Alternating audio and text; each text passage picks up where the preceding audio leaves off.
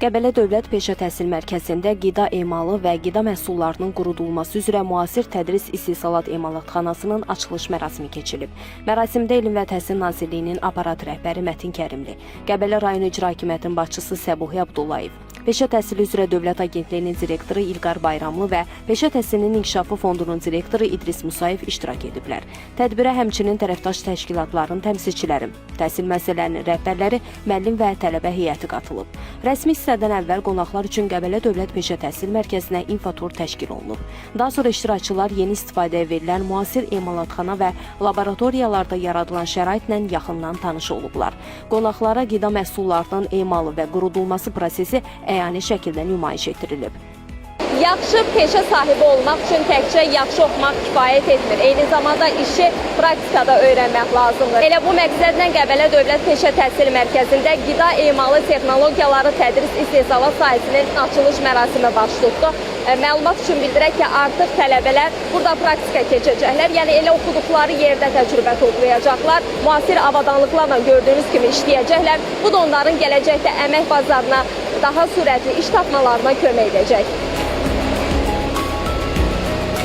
Tədbirdə çıxış edən Elm və Təhsil Nazirliyinin aparat rəhbəri Mətin Kərimli peşə təhsilinin inkişafının dövlət siyasətinin prioritet istiqamətlərindən biri olduğunu qeyd edib. Təsadüfi deyil ki, 2025-ci ildə Cənab Prezident peşə təhsil sisteminin potensialının gücləndirilməsindən bağlı deməli sərəncam da imzalayıb və bu sərəncama əsasən Azərbaycan Respublikası ərazisində 21 yeni peşə təhsil müəssisəsinin tikilməsi, ikisinin də əsaslı təmiri nəzərdə tutulur.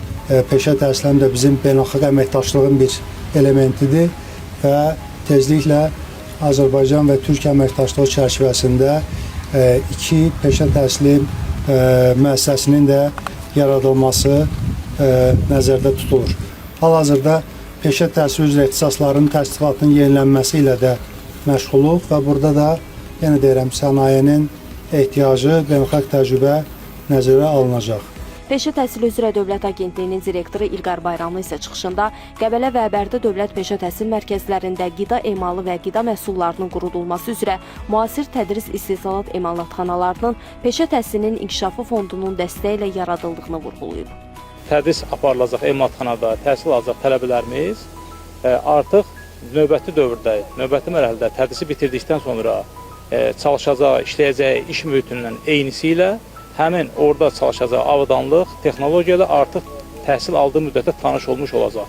Bu isə həmin məzunlarımızın əmək bazarına sürətli inteqrasiyası, eyni zamanda işə götürənlərin ixtisaslı kadr olan ehtiyaclarının çox effektiv şəkildə təmin olunmasına töhfə verəcəkdir. Daha sonra çıxış edən Peşə Təhsilinin İnkişafı Fondunun direktoru İdris Musayev, Veseloğlu Şirkətlər Qrupunda Korporativ Kommunikasiyalar Departamentinin rəhbəri Sənubər Nəzarova və digərləri qeyd ediblər ki, Qəbələ Dövlət Peşə Təhsil Mərkəzində yaradılan 642 kvadrat metrli müasir qida emalı texnologiyaları tədris istehsalat sahəsi tələbələrin nəzəri biliklərini praktiki bacarıqlarla möhkəmləndirilməsinə imkan yaradacaq.